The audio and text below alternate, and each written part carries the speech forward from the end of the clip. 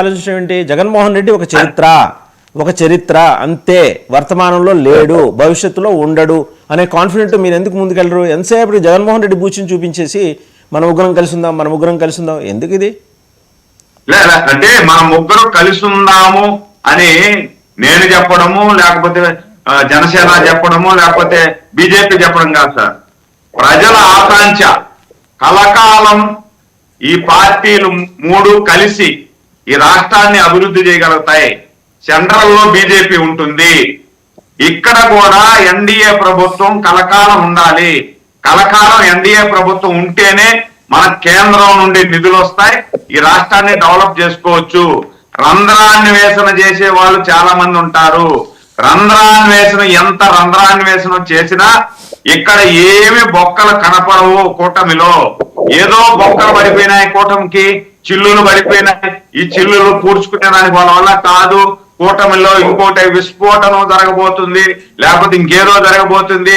రేపు 5 సంవత్సరాల తర్వాత ఈ కూటమి ఉండదు, ఇంక స్వలాభం కోసం వాళ్ళు పోటీ చేస్తారు అని కొంతమంది రంధ్రాన్వేషణ చేస్తున్నారు కొన్ని మీడియా సంస్థలు కూడా.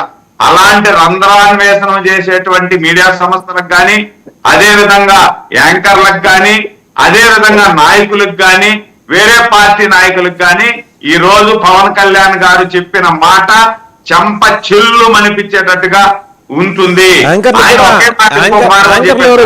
నాయకుడు అనేవాడు సురేంద్ర గారు యాంకర్లు ఎవరో కూడా చెప్తారా? అంటున్నా, ఆ యాంకర్లు ఎవరో కూడా చెప్తారా అంటున్నాను. ఎవరికి చెంప చెల్లు అనిపిస్తారు మీరు? అదే మీకు తెలుసు, ప్యానల్ లో ఉన్నటువంటి చాలా మంది కూడా తెలుస్తారు ఆ యాంకర్లు ఎవరో ఏమి. అంటే ఒక పార్టీ మీద మాట్లాడుతా ఉంటే కొంతసేపు గుమ్మనే ఉంటారు, మళ్ళీ అలా కాదు, అలా మాట్లాడకూడదు, బూతులు మాట్లాడకూడదు అని గత 5 సంవత్సరాలు చూసాం. ఇప్పుడు కూడా చాలా మందికి తెలుసు అలాంటి యాంకర్లకు కూడా ఈ రోజు పవన్ కళ్యాణ్ గారు ఇచ్చింది చెంప చెల్లు అనిపించేటట్టుగా ఇచ్చాడు. దాంతో పాటు కూడా ఇంకొక మాట జోడించారు సార్ పవన్ కళ్యాణ్ గారు.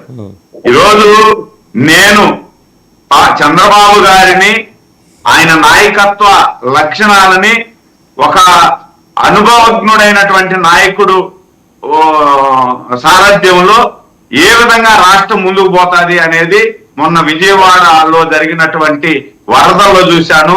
అంత వయసులో ఉన్నటువంటి ఆయన కూడా ఒక జేసీబీ మీద ఎక్కి ముందుకు పోతా ఉంటే ఆయన చూసి అధికార యంత్రాంగం కూడా ముందుకు ఏ విధంగా కంట్రోల్ చేసిందో చూశాను.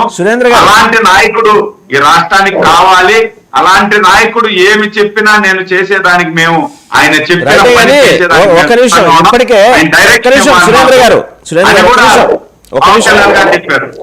సురేంద్ర గారు ఇప్పటికే చాలా జిల్లాల్లో మీ నాయకుల పెత్తనం భరించలేక జనసేన కార్యకర్తలు రహస్యంగా వచ్చి గోడెళ్ళు పోసుకుంటారు. ఒక ఆయన విజయవాడ దగ్గరలో జనసేన కార్యకర్త చేత నాయకుడి చేత చెప్పులు పట్టించుకున్నాడు, తగుపడ్డారు. జ్యోతుల్ నెహ్రూ అయితే నేరుగా తగుపడ్డారు గోదావరి జిల్లాల్లో.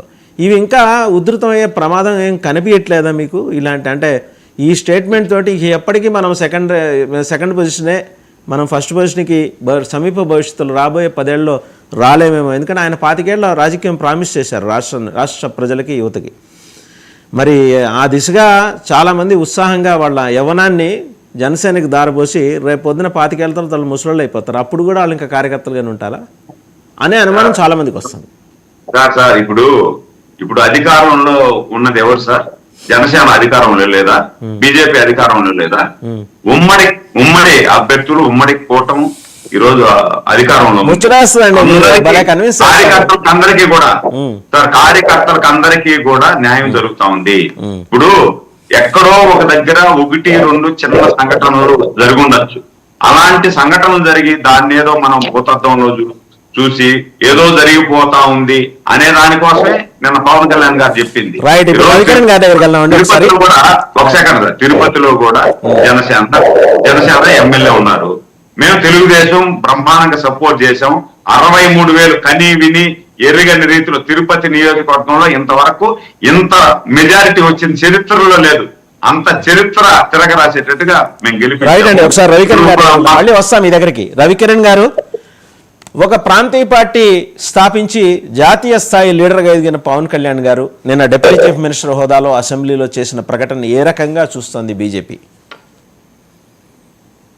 అన్డౌటెడ్గా he has elevated himself as a national leader అండి.